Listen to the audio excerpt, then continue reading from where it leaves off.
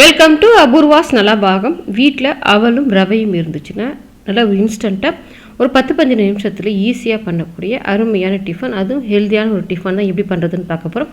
இது பிரேக்ஃபாஸ்ட்டுக்கு, டின்னருக்கு, ஈவினிங் ஸ்நாக்ஸ் மாதிரி கூட நீங்கள் செய்து கொடுக்கலாம். ரொம்பவுமே ஹெல்த்தியானது. வாங்க இப்போ எப்படி பண்ணலான்னு பார்க்கலாம். அதுக்கு அடுப்பில் ஒரு இண்டாலியம் கடாய் போட்டு வச்சுருக்கேன். இப்போ இந்த கடாய் கூட பார்த்திங்கன்னா நம்மக்கிட்ட இண்டாலியமில் சப்பாத்தி உருட்டுற மனை, மிளகு சீரகம் இடிக்கிற இடி உரல், அது கூடவே பார்த்தீங்கன்னா இண்டாலியமில் தோசைக்கல், புடி உள்ளது புடி இல்லாதது ரெண்டுமே நம்மக்கிட்ட சேலுக்கு அவைலபிளாக இருக்குது. இது எல்லாமே உங்களுக்கு வேணும்னு நினச்சிங்கன்னா ஸ்க்ரீனில் நான் கொடுக்குற நம்பருக்கு வாட்ஸ்அப் பண்ணுங்கள். டீட்டெயில்ஸ் சென்ட் பண்ணுறேன். வேணுன்றவங்க ஆர்டர் பண்ணிவிட்டு வாங்கிக்கலாம். இப்போ கடாயில் 1 டேபிள் ஸ்பூன் அளவுக்கு எண்ணெய் சேர்த்துட்டு, எண்ணெய் காஞ்ச பிறகு 1 ஸ்பூன் கடுகு, 1 ஸ்பூன் உளுத்தம்பருப்பு. இப்போ கடுகு பொரிஞ்சிட்டு உளுத்தம்பருப்பு நல்லா செவந்து வரட்டும். அது கூடவே கொஞ்சமாக பெருங்காயத்தூள் சேர்த்துக்கோங்க வாசனைக்காக. சேர்த்துட்டு கலந்து விட்டுட்டு கடுகுலாம் நல்லா பொரிஞ்ச பிறகு 2 பச்சை மிளகாய் பொடியை கட் பண்ணிட்டு வச்சுருக்கேன். அதை சேர்த்துட்டு ஒரு சின்ன துண்டு இஞ்சியும் பொடியை கட் பண்ணியிருக்கேன். அதை சேர்த்துட்டு இந்த இஞ்சி பச்சை மிளகாவோட பச்சை வாசனை போக நல்லா வதக்கி விட்டுக்கோங்க. இப்போ அது கூடவே மீடியம் சைஸில் பெரிய வெங்காயம் ஒன்று நல்லா பொடுசாக கட் பண்ணியிருக்கேன். அதை சேர்த்துட்டு வெங்காயத்தை கண்ணாடி பதத்துக்கு வதக்கி விட்டுருங்க. இப்போ வெங்காயம் பார்த்தீங்கன்னா கண்ணாடி பதத்துக்கு வதங்கிடுச்சு. இப்போ இதில் 1 கேரட் துருவிட்டு வச்சுருக்கிறேன், அதை சேர்த்துக்கலாம். கேரட்டை சேர்த்துட்டு ஒரு 2 நிமிஷத்துக்கு மட்டும் வதக்கி விடுங்க. நம்ம துருவி இருக்கிறதால வெந்து வந்துடும், ரொம்ப நேரம் வதக்கணும்னு அவசியம் இல்லை.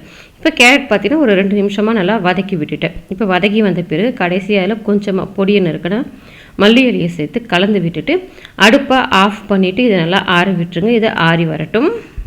இப்போ ஒரு மிக்சிங் பவுல் வச்சுட்டு அதில் 1.5 கப் அளவுக்கு லேஸ் அவல், வெள்ளை அவல் தான் எடுத்துருக்கேன். நீங்கள் இதையே சிவப்பு அவல் எடுக்கிறதாலும் எடுத்துக்கலாம், கெட்டி அவல் இருந்துச்சுன்னா அது எடுத்துக்கிறதுனாலும் எடுத்துக்கலாம்.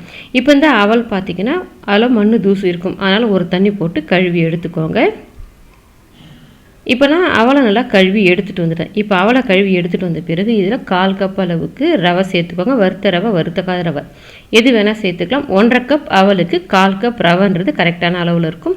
அது கூடவே புளிப்பு இல்லாத தயிர் 1/4 கப் சேர்த்துக்கோங்க. தயிர் ஆப்ஷனல் தான், இல்லைன்னா நீங்கள் இதுக்கு பதிலாக 1/2 கப் அளவுக்கு மொத்தமாக தண்ணியும் சேர்த்துக்கலாம். இப்போ தயிர் சேர்த்துருக்கிறதால 1/4 கப் தயிர், 1/4 கப் தண்ணி சேர்த்துக்கிறேன். இது லேஸ் அவல்ன்றதுனால நான் 1/4 கப் அளவுக்கு தண்ணி சேர்த்துருக்கேன். இதையே நீங்கள் கெட்டி அவல் எடுக்கிற மாதிரியாக இருந்தால் 1/2 கப் அளவுக்கு சேர்த்துக்கோங்க, அது ஊறி வர்றதுக்கு சரியாக இருக்கும். இப்போ இது கூடவே தேவையான அளவுக்கு உப்பு சேர்த்துட்டு நல்லா கலந்து விட்டுக்கோங்க. இப்போ எல்லாத்தையும் ஒன்றா சேர்த்து நல்லா கலந்து விட்டுட்டு சமன்படுத்தி விட்டுக்கோங்க.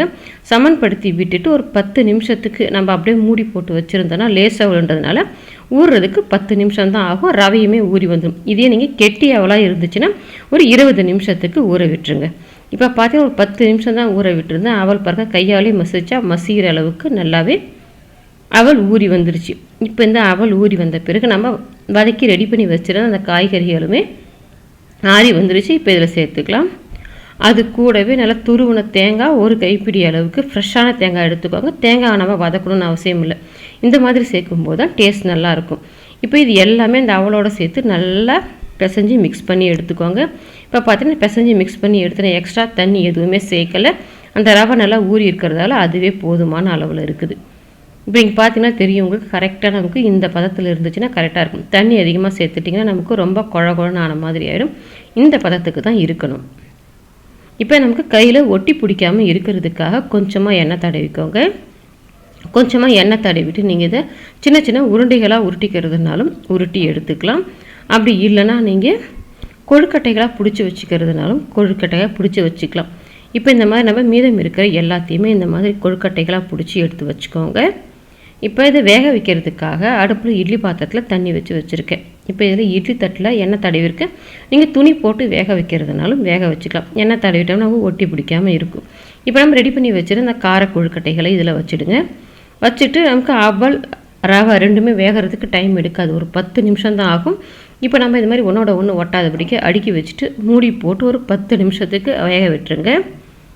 இப்போ பார்த்தீங்கன்னா உங்களுக்கு தெரியும், நல்லா ஆவி வந்துட்டு ஒரு 10 நிமிஷத்தில் நல்லா வெந்து வந்துருச்சு. பார்க்கும்போது தெரியும் நல்லா நிறமும் மாறி வந்துருச்சு. கையை ஈரம் பண்ணிவிட்டு தொட்டு பார்த்தீங்கன்னா உங்களுக்கு தெரியும் கையில் ஒட்டலை, நல்லா வெந்துருச்சு. இப்போ நம்ம இதை உடனே எடுத்தோம்னா நமக்கு கொஞ்சம் லேசாக அந்த அவல் ரவைன்றதுனால நமக்கு ஒட்டி பிடிக்கிற மாதிரி இருக்கும். ஒரு நிமிஷத்துக்கு மட்டும் லைட்டாக ஆற விட்டுருங்க. இப்போ ஒரு நிமிஷத்துக்கு லைட்டாக ஆற விட்டுட்டு பார்த்தீங்கன்னா ஒட்டாமல் நமக்கு பாருங்க நல்லா முழுசாக எடுக்கிறதுக்கு நீங்கள் சூடாக எடுக்கிறதுனாலும் எடுக்கலாம், நமக்கு ஒட்டி பிடிக்கும். அதனால் ஒரு நிமிஷம் மட்டும் வெயிட் பண்ணிவிட்டு எடுத்துக்கோங்க. நமக்கு நல்லா சாஃப்டான டேஸ்ட்டாக ஹெல்த்தியான அவல் கார கொழுக்கட்டை ரெடி ஆகிடுச்சு. அதிக எண்ணெய் இல்லாமல் இந்த மாதிரி ஹெல்த்தியாக செய்து கொடுங்க. ட்ரை பண்ணி பாருங்கள். ட்ரை பண்ணி பார்த்துட்டு எப்படி வந்ததுன்றதை கமெண்ட் செக்ஷனில் சொல்லுங்கள். லைக் பண்ணுங்கள், ஷேர் பண்ணுங்கள். அபூர்வாஸ் நலபாகத்துக்கு சப்ஸ்கிரைப் பண்ணுங்கள். கூடவே பெல் பட்டனையும் கிளிக் பண்ணுங்கள். அப்போ தான் அப்லோட்ஸ்லாம் உங்களுக்கு உடனடியாக கிடைக்கும்.